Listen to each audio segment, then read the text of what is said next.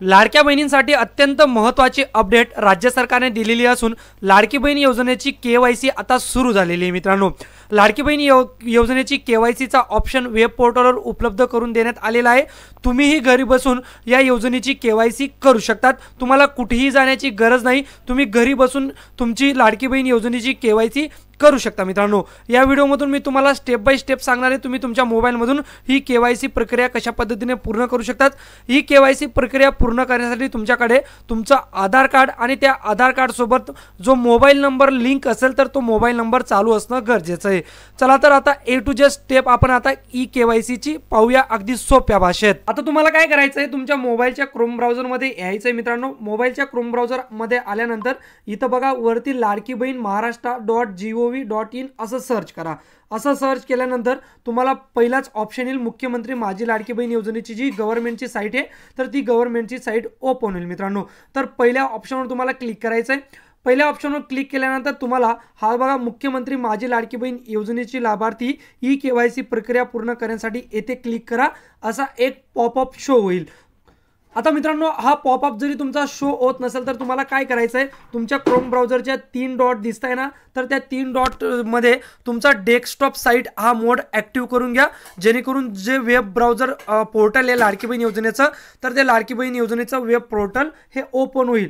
जरी तुम्ही हा टॅब ओपन केला नाही तर असा जो मुख्यमंत्री माझी लाडकी बहीण योजने केवायसीचा ऑप्शन आहे तर तो केवायसीचा ऑप्शन तुम्हाला शो होणार नाही। त्यामुळे तुमच्या क्रोम ब्राउझरचा डेस्कटॉप मोड ॲक्टिव्ह करून घ्या मित्रांनो।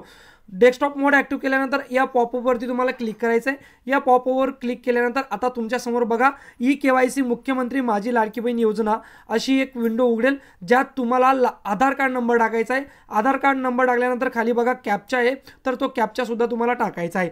आधार कार्ड नंबर कॅप्चा टाकून घ्या मित्रांनो। मी इथं आधार कार्ड नंबर आणि कॅप्चा टाकून घेतलेला आहे। आधार कार्ड नंबर आणि कॅप्चा टाकल्यानंतर तुम्हाला काय करायचं आहे, मी सहमत आहे असं एक चेकबॉक्स दिसत असेल तर या चेकबॉक्सवर तुम्हाला क्लिक करायचं आहे मित्रांनो। चेकबॉक्सवर क्लिक केल्यानंतर OTP पाठवा असा पर्याय दिसेल, तर OTP पाठवा या पर्यायावर तुम्हाला क्लिक करायचं आहे। OTP पाठवल्यानंतर तुमच्या आधार कार्ड सोबत जो मोबाईल नंबर लिंक असेल तर त्या मोबाईल नंबरवर OTP गेलेला असेल तर तो OTP तुम्हाला आता इथं टाकून सबमिट करा या पर्यायावर तुम्हाला क्लिक करायचं आहे। त्यानंतर सबमिट करा या पर्यायावर क्लिक केल्यानंतर एक पॉपअप शो होईल, ज्यात तुम्हाला ई केवायसी प्रक्रिया पूर्ण करण्यासाठी तुमच्या वडिलांची किंवा पतीची माहिती तुम्हाला द्यायची, म्हणजे तुमच्या वडिलांचा किंवा तुमच्या पतीचा आधार कार्ड क्रमांक तुम्हाला इथं आता टाकावा लागेल। बघा वरती दिसतंय वडिलांचा किंवा पतीचा आधार कार्ड क्रमांक इथं टाका। शक्यतो तुमच्या आधार कार्डवर ज्याचं नाव लागलेलं असेल, वडिलांचं किंवा पतीचं नाव जरी तुमच्या आधार कार्ड सोबत लागलेलं असेल तर त्यांचा आधार कार्ड क्रमांक टाका। त्यानंतर तुम्हाला कॅप्चा फिलअप करून सबमिट या पर्यायावर तुम्हाला क्लिक करायचं आहे। मी सहमत आहे या हा पर्याय देऊन। आता आधार कार्ड सोबत जो मोबाईल नंबर लिंक असेल तर त्याच्यावर OTP गेलेला असेल तर तो OTP सुद्धा तुम्हाला इथं सबमिट करायचा आहे मित्रांनो। त्यानंतर अजून तुम्हाला एक पॉपअप शो होईल, ज्यात तुम्हाला ई केवायसी प्रक्रिया पूर्ण करण्यासाठी काही माहिती द्यायची, तर ती माहिती सुद्धा तुम्हाला इथं द्यायची। आता वरती बघा तुम्ही ज्याचं आधार कार्ड दिलं असेल तर त्याचं नाव शो होईल, ते नाव एकदा कन्फर्म करून घ्या मित्रांनो। त्यानंतर खाली काही डिक्लेरेशन तुम्हाला भरायचं आहे तर ते डिक्लेरेशन सुद्धा तुम्ही व्यवस्थितरित्या भरून घ्या, ज्यात टर्म्स आणि कंडिशन जसे की माझ्या कुटुंबातील सदस्य निवृत्ती कर्मचारी म्हणून सहकारी विभाग किंवा उपक्रम मंडळ भारत सरकार किंवा राज्य सरकारच्या कोणत्याही संस्थेमध्ये निवृत्ती वेतन घेत नाही, म्हणजे पेन्शन जे म्हणतो तर ती पेन्शन घेत नाही, तर इथं नाही करा। त्यानंतर तुम्हाला इकडे तुमचा जात प्रवर्ग सुद्धा निवडायचा आहे। बघा बाजूला आपण आता बघूया, इथं जात प्रवर्गाचा सुद्धा कॉलम देण्यात आलेला आहे। इथं तुमचा जात प्रवर्ग निवडून घ्या, ज्या कॅटेगरीमधून तुम्ही येत असाल तर ती कॅटेगरी तुम्ही इथं निवडून घ्या। या बघा एवढ्या कॅटेगरी इथं देण्यात आलेल्या आहे, यापैकी ज्याही कॅटेगरीमधून तुम्ही येत असाल तर ती कॅटेगरी तुम्ही निवडून घ्या मित्रांनो।